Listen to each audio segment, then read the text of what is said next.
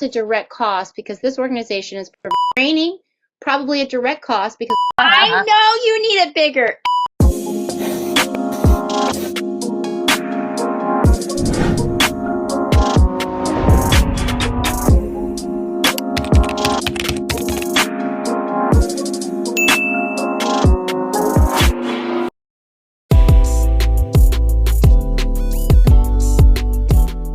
Okay, we're going to talk about administration costs or indirect costs and direct costs on a budget.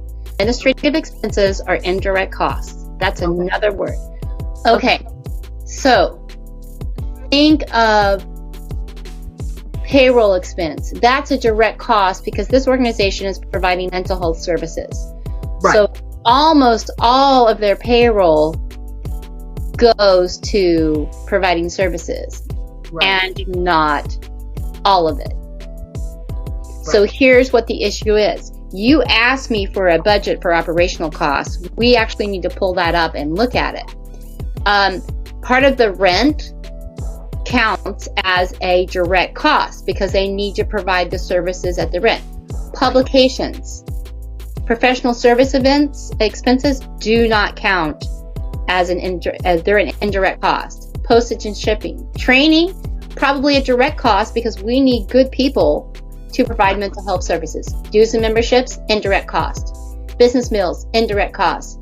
Bank fees, automobile, indirect cost until they're traveling to provide those psychological assessment services. Right. Indirect cost. Okay, so I'm gonna take over the sharing. I don't know what year I have a budget for, but I'm going to find out. It's in the grant attachment document section. A profit and loss is not a budget. Oh, okay. It's a profit and loss of all programs for the entire organization. And now when we do that, when we do a grant readiness assessment, this is what we're talking about as one of the necessary items for grant readiness. We need the budget for this entire organization, and if you'll just double check that it is the organizational budget. It is not the program budget. That's correct. It says, and I'm reading off the thing, administrative expenses for the organization. Our giving guidelines now require applicants to have administrative expenses of 30% or less to be eligible for this grant cycle. Yes, so I'm going to read this. So we're covering two items that are really important in this little training video. We're covering... Okay, and I need it bigger because I can't see it.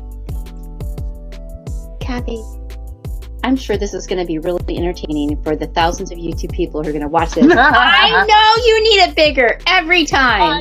Every time. Okay, so see how this budget from 2022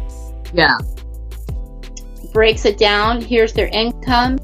Again, expenses, salary and labor. We need to know how much of this goes directly to the actual cost. And so here we are scrambling to answer a question for a grant, and we don't have what we need from the organization to really answer this. No, we don't. Contract labor, board expenses, payroll provider fees, that's a indirect cost. We don't get to account that. That goes into that administrative. What this organization is calling administrative, it means indirect cost.